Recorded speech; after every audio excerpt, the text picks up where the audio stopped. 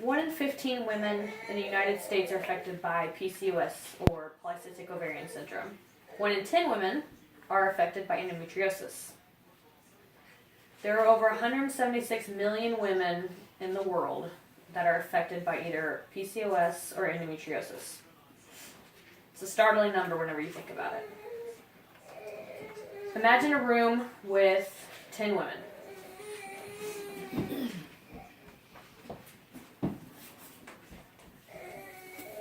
One person in that room is going to be affected by PCOS.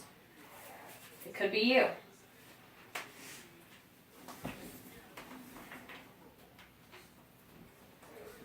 One woman in that room also will suffer from endometriosis.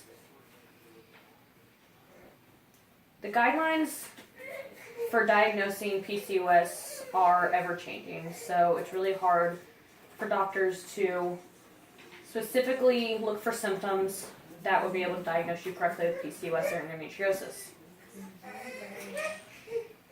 PCOS is the most common hormonal endocrine condition that affects women of childbearing age, which is between 14 and 40.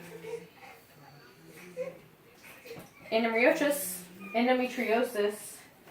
is the leading cause of infertility in women of childbearing age.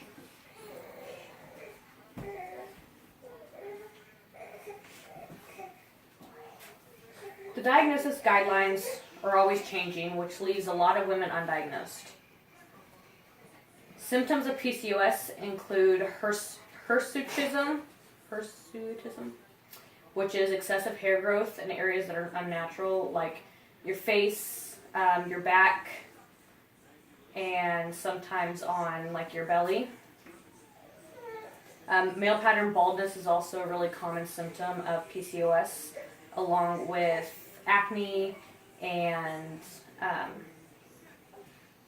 severe menstrual cramps, as well as irregular and heavy menstrual periods. Internal signs that doctors can use to diagnose you with PCOS include high level of testosterone, higher androgen levels, which are also a male hormone that women usually have very low amounts of, and multiple ovarian cysts, which is the main symptom they look for. It's called string of pearls, is what they actually classify it as.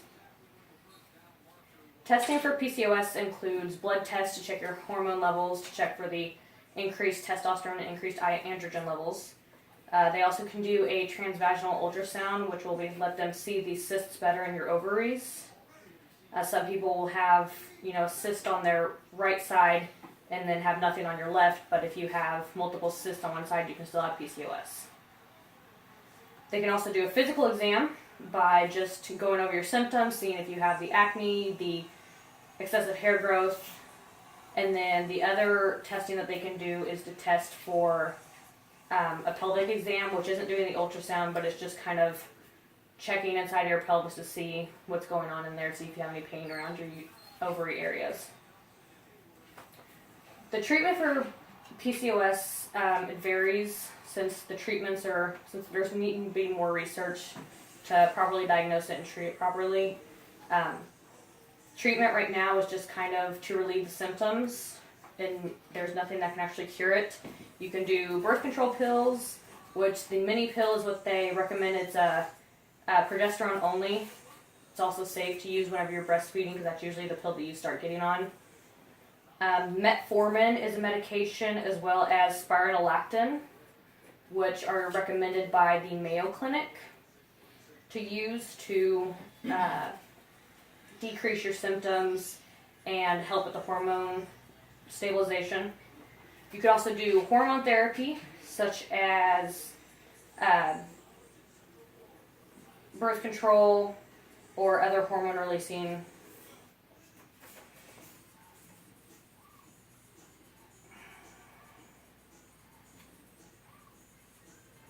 PCOS causes a lot of fertility issues. It can also have abnormal menstrual symptoms, as well as cause secondary health issues, which is one of the main problems with it. Infertility can cause anovulation, which is where your body doesn't produce eggs at all. It can produce a lack of eggs or a lower amount of eggs, as well as changing your vaginal and uterine environment to make it less habitable for a growing fetus. It also symptomatically and most commonly will have an abnormal menstrual cycle, so you'll either have heavier bleeding, you'll have irregular bleeding, or you'll have more cramps than normal, which are usually a lot more severe. The secondary health issues, which are a main concern with this, that you can't prevent, is type 2 diabetes, which the Mayo Clinic has also discussed. High blood pressure and abnormal cholesterol levels are a main concern. And the most disturbing is that PCOS can actually cause endometrial cancer. And it makes it more likely to get it also. Women with PCOS usually also have endometriosis. There are more women with PCOS that do have it than those that don't. Endometriosis is where your endometrial tissue is growing outside of your uterus, which causes scarring and causes other problems.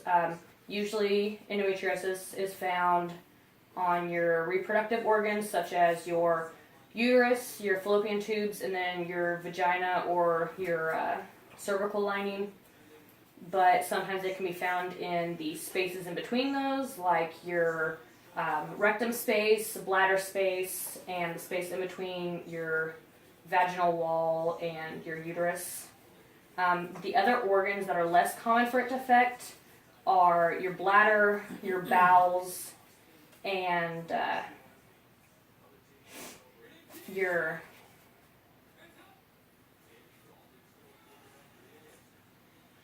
appendix. Your appendix can also be affected by endometriosis, where you have endometrial tissues that are growing on it. Symptoms of endometriosis are similar to PCOS, and there are also symptoms that are very different. Endometriosis has hallmark symptoms of being all about debilitating pain. It's not just about the symptoms that are happening, it's all about your pain. Symptoms that are different from PCOS are you have severe stabbing pelvic pain, not necessarily cramps, but it just feels like someone's stabbing you right where your ovaries and uterus would be. Severe menstrual cramps are also a key symptom. Pain during intercourse and pain during urination are also key signs that it's endometriosis and not PCOS. Signs that are related to PCOS are the irregular periods, the menstrual cramps, irregular period, lack of period, and also infertility. Infertility issues with endometriosis come from anovulation, which again is the lack of ovulating at all. It changes your body and produces more scar tissue from your endometrium tissue, which causes you to have an uninhabitable environment for a baby. Creates a buildup of scar tissue, and it also makes it to where you're unable to carry a pregnancy.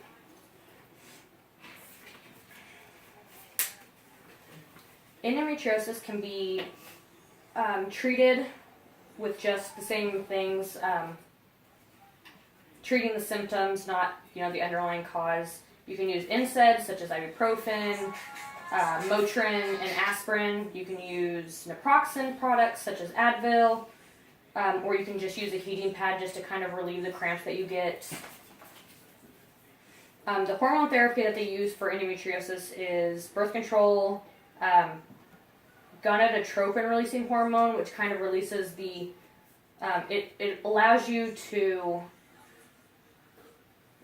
for your tissues to relax to where you're not getting the extra growth of endometrium tissue on other parts of your body. Danazol is also another hormone releasing drug that they use. That prevents you from ovulating, so you're not getting the increased tissue and the increased symptoms. They can do conservative surgery, which includes going in and scraping the excess endometriosis as much as they can. They try to do laparoscopic surgery to go in and see what's going on, see if they can fix it that way, or they can do an abdominal surgery, which is a little bit more invasive. Another main thing, the way that they found out that cures endometriosis the most is to do a hysterectomy, which is obviously not the best thing when it comes to women that are trying to give birth. In childbearing age from like 20 to 40 is not ideal, but they can do a partial hysterectomy, which is just the ovaries, and then you can do a full hysterectomy, which is the best way to get rid of it, because with the partial, the symptoms can come back. The full hysterectomy is getting rid of your ovaries, getting rid of your uterus, the cervix, and everything that would make it to where you can actually get pregnant.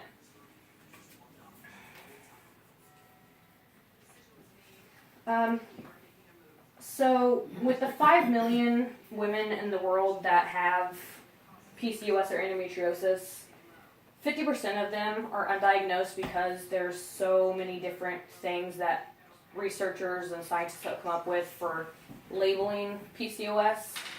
So 50% of those women are undiagnosed, and 30 to 40% of the women that have those don't even show symptoms.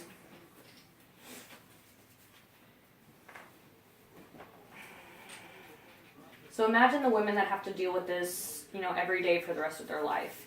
I'm one of those women. I have both of those. 5 to 10% of adult women have PCOS. 50% are undiagnosed. According to Florida Hospital and Health Grades Incorporated, 5.5 million women in the U.S. or in the world have endometriosis, and 2 to 10% of those are in the United States. And unfortunately, the endometriosis is the main cause of infertility, and that causes between 30 and 40% of those 5.5 million women to become infertile.